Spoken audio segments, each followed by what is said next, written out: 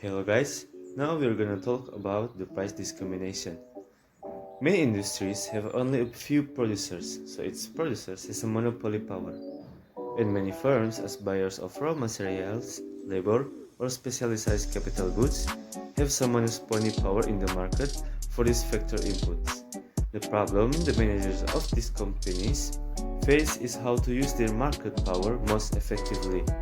They must decide how to set price, choose the amount of factor inputs, and determine outputs in both the short and long run to maximize profits.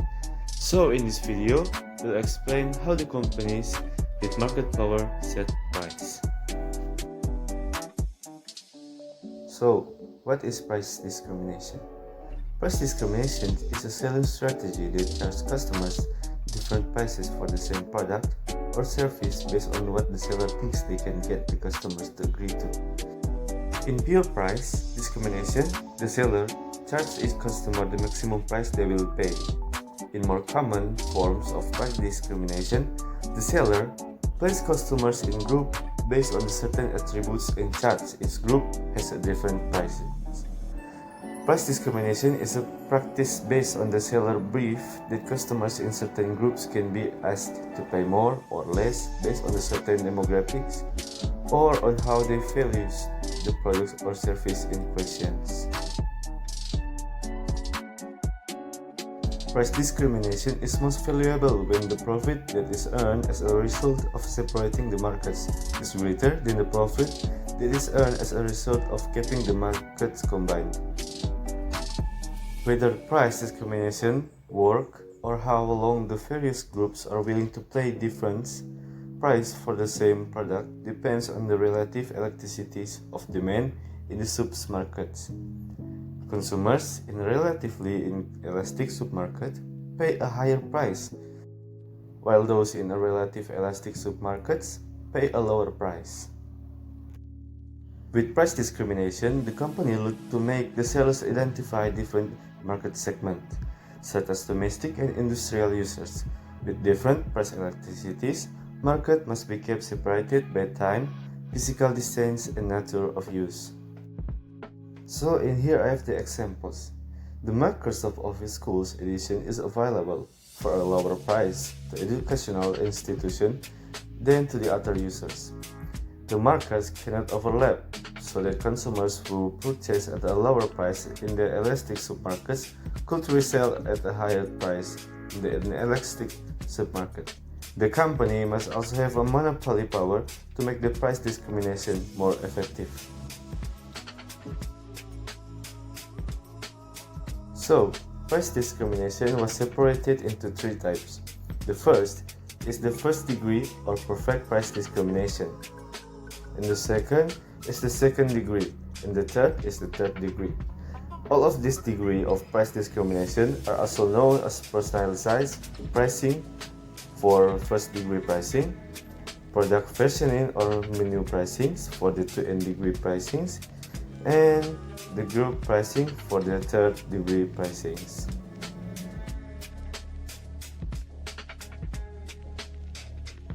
Now we're gonna talk about the first degree price discrimination. First degree price discrimination or perfect price discrimination occurs when the business charges the maximum possible price for each unit consumed.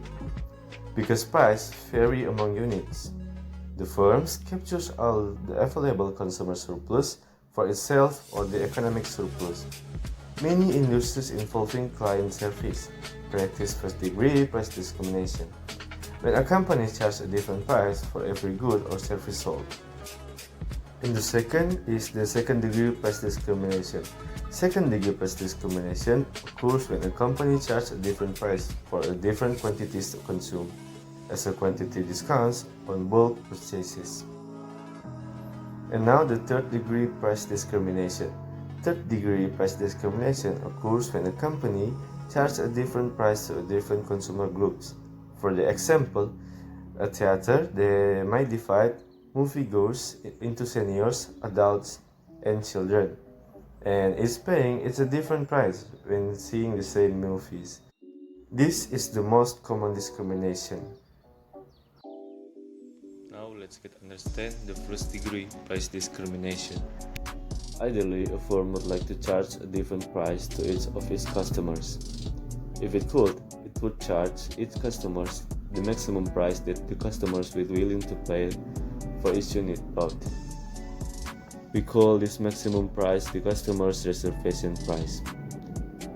The price of charging its customers his or her reservation price is called the perfect first-degree price discrimination.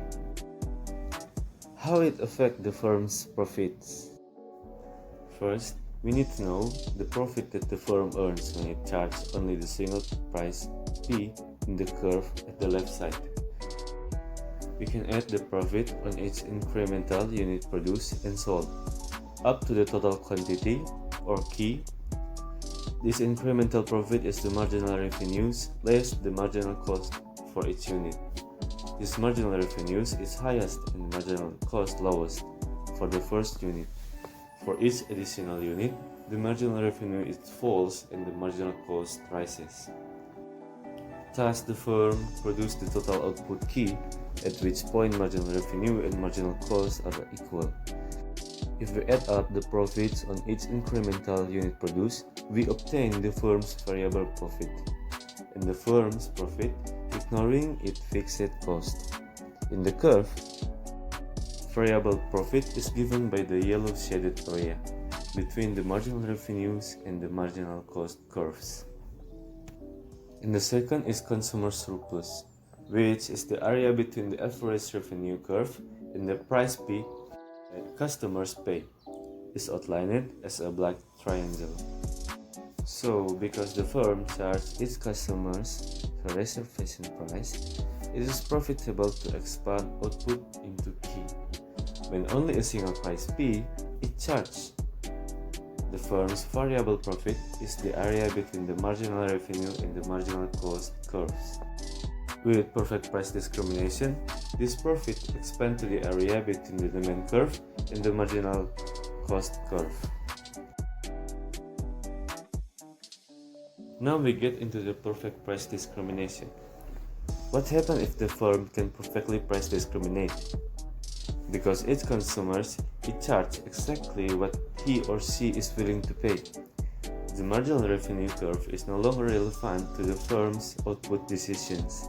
Instead, the incremental revenue earned from each additional unit sold is simply the price paid for that unit. It is therefore given by the demand curve. Since price discrimination does not affect the firm's cost structure, the cost of each additional unit is again given by the firm's marginal cost curve. Therefore, the additional profit from the producing and selling an incremental unit is now the difference between the demand and the marginal cost. As long as demand exceeds the marginal cost, the firm can increase the profits by expanding production. It will do so until it produces a total output key. At key, the demand is equal to marginal cost, and producing any more reduced profit. Variable profit is now given by the area between the demand and marginal cost curve. This is also because every customer is being charged the maximum amount that he or she is willing to pay. All consumer surplus has been captured by the firm. And now we get into the imperfect price discrimination. Perfect price degree discrimination is almost never possible. First, it is usually impractical to charge each and every customer a different price, but unless there are only a few customers.